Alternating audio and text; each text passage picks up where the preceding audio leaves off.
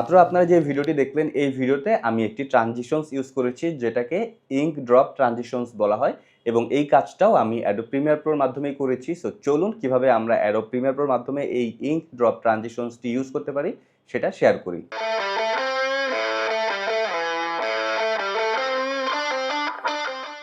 Adobe premier প্রোতে আপনারা এই মুহূর্তে দুইটা ফুটেজ দেখতে পাচ্ছেন। এটা হচ্ছে আমার ফার্স্ট ফুটেজ অ্যান্ড এটা হচ্ছে আমার সেকেন্ড ফুটেজ। এখন আমি যেটা করব, আমার সেকেন্ড ফুটেজটাকে টান দিয়ে ফার্স্ট ফুটেজের উপরে ছেড়ে দেব। সো আমি এখানে রাখলাম। এখন যদি একটু প্লে করি দেখব আমার সাবজেক্ট ক্যামেরার দিকে লুক ছিল, দেন ঠিক যেই মুহূর্তে সে সামনের দিকে লুক দিল তখনই সেকেন্ড ফুটেজটি চলে আসলো।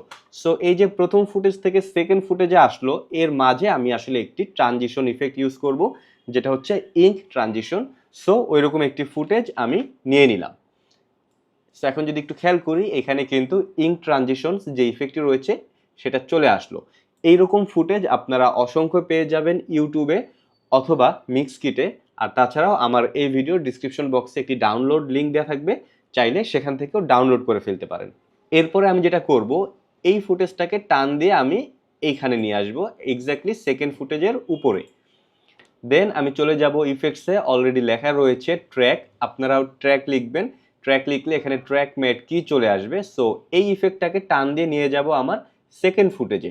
খেয়াল রাখতে হবে সেকেন্ড ফুটেজে নেব, আমি কিন্তু আমার ইফেক্টের উপরে নেব না।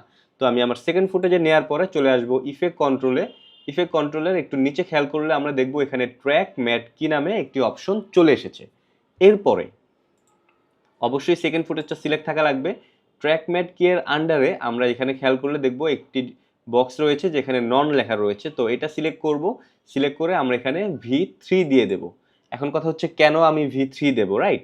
V3 দেব কেননা উপরের ফুটেজটা যেখানে আসলে আমার ইফেক্টটি রয়েছে সেই ফুটেজটা কিন্তু 3 নাম্বার ট্র্যাকে রয়েছে, দেখেন V3।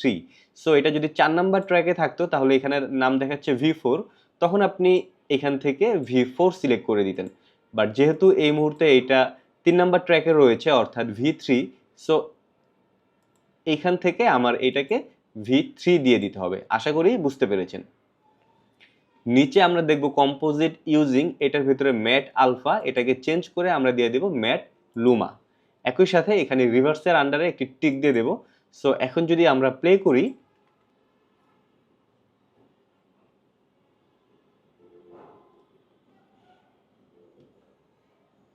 দ্যাটস ইট, ইফেক্টটি কিন্তু খুব সুন্দরভাবে অ্যাপ্লাই হয়ে গিয়েছে।